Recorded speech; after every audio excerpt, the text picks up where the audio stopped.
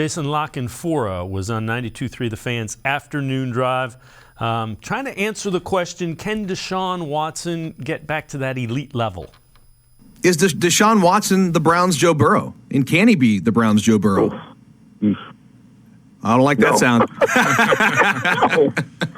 No, I mean, I'd be thinking, is Deshaun Watson the Browns' $50 million version of Jacoby Brissett? I'd set the bar there. Can he have a 12-game stretch like Jacoby Brissett did? I'm not so sure, but I would. If you're aiming higher than that, I don't know, man. You know, it looks like 2 years away, and I don't know. I'm not. I don't have any psychiatry. You know, I don't have a degree, but I will be armchair Ziggy Freud. Did the 6 games he played this year change your mind on him? No, I think it's mental. I think it's beyond even just football. You know, I think it's Tiger Woods-ish. Like, when you go from being sort of the face of milk and cookies and everything that's right and wholesome about the Shield, and you're propped up as the ultimate good guy among good guys, and, you know what I mean, a pillar of the community, and, like, the last guy who'd ever be a sexual predator, and then the whole world finds out you're a sexual predator, and you're so effed in the head, you can't even you can't even admit that you had a role in this. This is just something that came down from above that you were a part of. Nah, man, like, I don't even think it's about football. Yeah, Jeff, Jeff Lloyd, Locked on Browns podcast, I don't know about all the, I'm sure there is a portion of it that is tough mentally.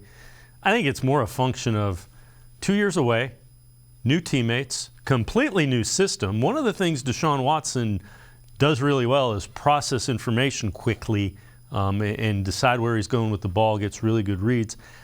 He seemed to not do that as quickly, which I guess is to be expected when you're in a new offense.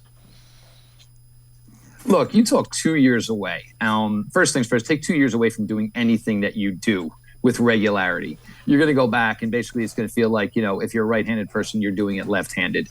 But there is some truth to what Jason La Canfora is saying there about the mental aspect of it. And I've gone into detail about this. You know, where is, you know, your head at as far as, you know, the way you're viewed, the way, you know, when you get requests to do things, you know, hey, can you sign this kid's jersey? You know, do you want to do that? You know, should you do that? There's a lot of that. And keep in mind, this is all going on where you're somewhere brand new.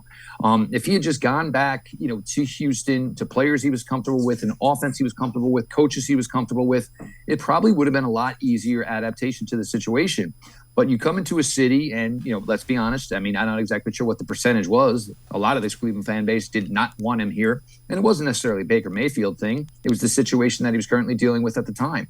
Then you throw into the fact that he got here and this team was 4-7. So, you know, you had fans, all right, we'll go 5-1. All right, go 6-0. We'll be all right. You know, playoffs, Not, you know, taking into account the, you know, amount of time he was away, the fact that this team, if Deshaun Watson is truly your investment in the offense, and $238 million tells you that it is, they ran the ball too much. They need to throw it more often. You need to have more faith in Deshaun Watson that he is going to be the guy that is going to get you where you need to be.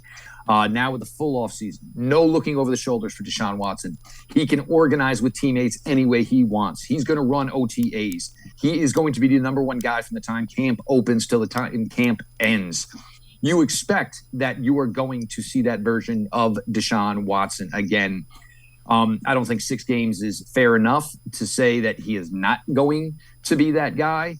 And, you know, as we saw, there, you know, were some struggles. He had the nice relationship with Amari Cooper. He had some relationship with David Njoku, a little bit with Donovan Peoples-Jones. Never had a way to really wind it all together. And besides those 3 skill guys, there wasn't really anybody else who contributed. So to, you know, think that, you know, Deshaun Watson's best days are way behind him, I think we're just going to pull the brakes on that. It seems a little unfair, you know, after 6 games and taking into account the amount of time he was actually involved with this team since he's been here. You know, we're just going to have to wait and give it a little more time, obviously, and none of these questions are going to be answered until September comes around. Yeah, and again, 27 years old, it'd be different if he was 34, 35. He's 27.